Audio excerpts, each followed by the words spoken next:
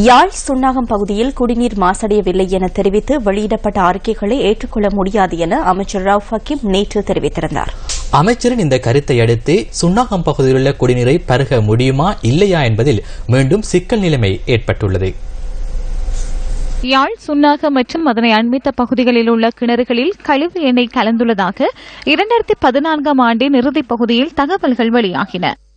நீர் மாசடைந்ததற்கு சுன்னாகம் பகுதியில் உள்ள மின் உற்பத்தி நிலையம் ஒன்றிலிருந்து வெளியேற்றப்படும் கழிவு எண்ணெயே காரணம் என மக்கள் குற்றச்சாட்டுகளை முன்வைத்ததுடன் இந்த பிரச்சினைக்கு உடனடி தீர்வை வழங்குமாறு அதிகாரிகளை வலியுறுத்தி கடந்த வருட ஆரம்பத்தில் பல்வேறு போராட்டங்களையும் முன்னெடுத்தனர்.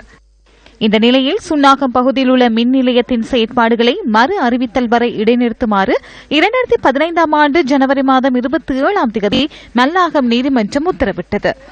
மக்களின் போராட்டங்கள் வலுப்பெற்று வந்த நிலையில் 2015 ஆண்டு ஜனவரி மாதம் 28ஆம் தேதி வடமாகாண விவசாய அமைச்சர் போ ஐங்கரநேசன் தலைமையில் நடைபெற்ற கலந்துரையாடலின் போது தூய குடிநீருக்கான விசேட செயலணி ஸ்தாபிக்கப்பட்டது.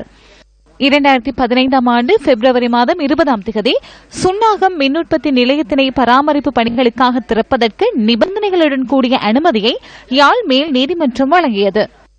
இந்த நிலையில் சுன்னாகம் மற்றும் அதனை சூழவுள்ள பகுதிகளில் உள்ள கிணறுகள் கழிவு எண்ணெய் மற்றும் கிரீஸ் கலந்துள்ளதாக தெரிவித்த மக்கள் அந்த நீரை பயன்படுத்த முடியாத நிலைக்கு தாம் தள்ளப்பட்டுள்ளதாக குற்றம் சாட்டினர். நீரில் எண்ணெய் மற்றும் கிரீஸ் கலந்துள்ளமையினால் நீரை சூடாக்குவதாலோ அல்லது வடிகட்டுவதாலோ நீரில் உள்ள எண்ணெய் மற்றும் கிரீஸ் ஆகியவற்றை அகற்ற முடியாது என சுகாதார தரப்பினர் அறிவித்தனர். சுன்னாகம் நிலத்தடி நீர் தொடர்பான முதற்கட்ட ஆய்வறிக்கை 2015 ஆண்டு மார்ச் மாதம் 20ஆம் தேதி வெளியானது. சுன்னாகத்தில் நிலத்தடி நீரில் பார உலோகங்கள் கண்டறியப்படவில்லை எனவும் கிணற்று நீரின் மாதிரிகள் மேலதிக பரிசோதனைகளுக்காக சிங்கப்பூருக்கு அனுப்பி வைக்கப்பட வேண்டும் எனவும் அந்த அறிக்கையில் தெரிவிக்கப்பட்டிருந்தது. சுன்னாகம் குடிநீர் பிரச்சினை தொடர்பில் பிரதமர் ரணில் விக்ரமசிங்கவும் கவனம் செலுத்தியிருந்தார்.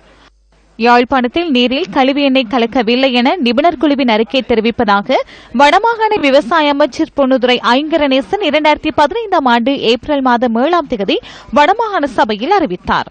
எனினும் தனியார் நிறுவனம் ஒன்று தன்னிச்சையாக இந்த ஆய்வுகளை மேற்கொண்டுள்ளதாக வடமாகாண சபை உறுப்பினர் கேசவன் சயந்தன் இதன்போது குற்றம் சுமத்தினார். 2015 ஆண்டு ஏப்ரல் மாதம் 11ஆம் தேதி பாராளுமன்றத்திலும் சுன்னாகம் நீர் பிரச்சினை தொடர்பில் பிரஸ்தாபிக்கப்பட்டது. Totally 150 wells were analyzed. 109, that is 73% of the wells, have shown the higher oil level than the standard. 150 கிணறுகள் ஆய்வுக்குட்படுத்தப்பட்டன. 109 கிணறுகள் அதாவது 73 வீதமானவற்றில் அதிகளவு எண்ணெய் கலந்துள்ளது. 7 கிணறுகள் அதாவது 4 வீதமானவற்றில் குறைந்த அளவிலும் 34 கிணறுகள் அதாவது 23 வீதமான கிணறுகளில் எண்ணெய் கிரீஸ் கலக்கவில்லை. பவர் ஸ்டேஷனில் இருந்து 1.5 கிலோமீட்டருக்கு உட்பட்ட கிணறுகளில் எண்ணெய் கலந்துள்ளதை அவதானிக்க முடிந்தது. 2014 ஆகஸ்ட் 13ஆம் தேதி குறிப்பிடப்பட்ட இணைப்பிற்கு அமைய பவர் ஸ்டேஷனை அண்மித்த சுன்னாகம் உள்ளிட்ட சில பகுதிகளில் அதிகளவு எண்ணெய் கலக்கப்பட்டுள்ளமை தெளிவாகின்றது.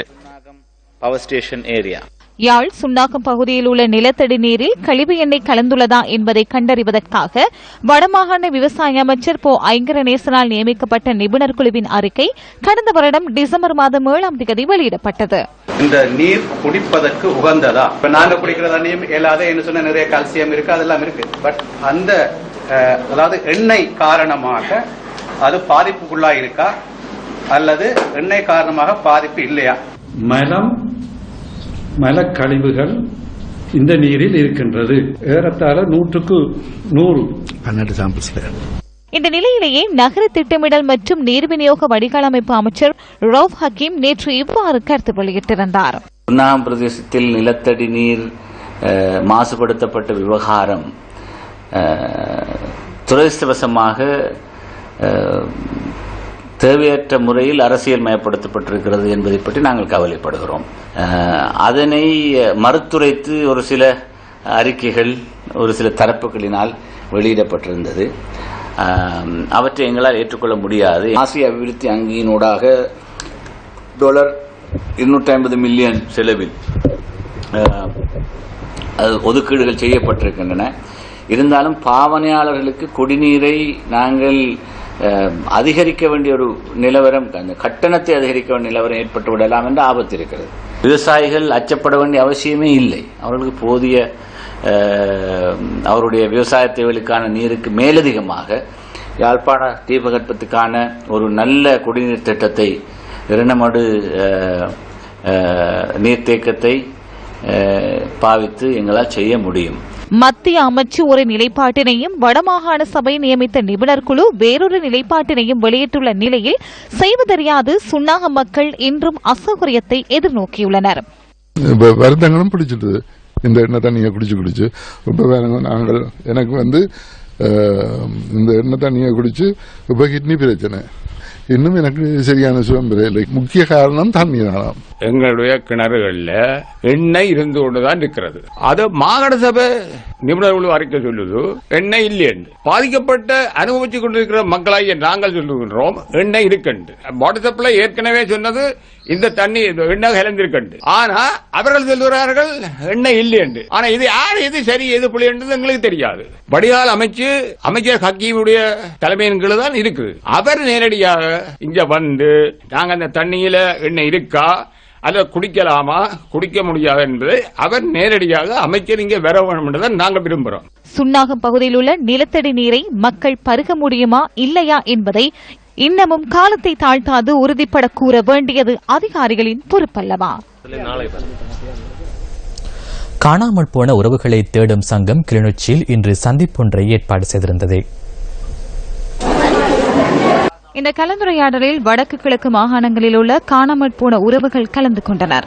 காணாமற் போனவர்களை கண்டுபிடிப்பது தொடர்பாக எதிர்காலத்தில் மேற்கொள்ளப்பட உள்ள நடவடிக்கைகள் தொடர்பில் அவதானம் செலுத்தப்பட்டது. ஜனாதிபதி ஆணைக்குழு விசாரணை என்று கூட போயும் ஜனாதிபதி ஆணைக்குழு விசாரணை எங்களுக்கு தீர்க்க முறையான ஒரு விசாரணையை செய்ய இல்லை. எங்களுக்கு அதுல ஜனாதிபதி ஆணைக்குழு விசாரணையில நம்பிக்கை இல்லை. ஐநா குழு விசாரணை இலங்கைக்கு எங்களுக்கு விசாரணை செய்யறதா இருந்தா விரும்புகிறோம். மற்றது காணாமல் ஆக்கப்பட்டவர்கள் இறந்து விட்டார்கள் என்று பதில் சொல்ற அளவு தூரத்துக்கு எங்களுக்கு அரசாங்கம் பதில் கூற இயலாது. ஏனென்றா எங்கள மக்கள் இருக்கிறார்கள், காணாமல் ஆக்கப்பட்டு வெற்றிருக்கிறார்கள், பதுங்கு குருளிகள்ல வத முகாம்கள்ல வெற்றிருக்கிறார்கள் என்றதை நேரடியாக நாங்கள் இவ்வளவோ தகவல்களை அறிந்து வைத்திருக்கின்றோம். எங்களுக்கு இறந்து விட்டார்கள் என்ற பதில் எங்களுக்கு இவையால் அளிக்க முடியாது. நாங்கள் அதை ஏற்றுக்கொள்ளவும் மாட்டோம். உங்களுக்கு அரசாங்கம் தகுந்த பதில் அளிக்க வேண்டும்.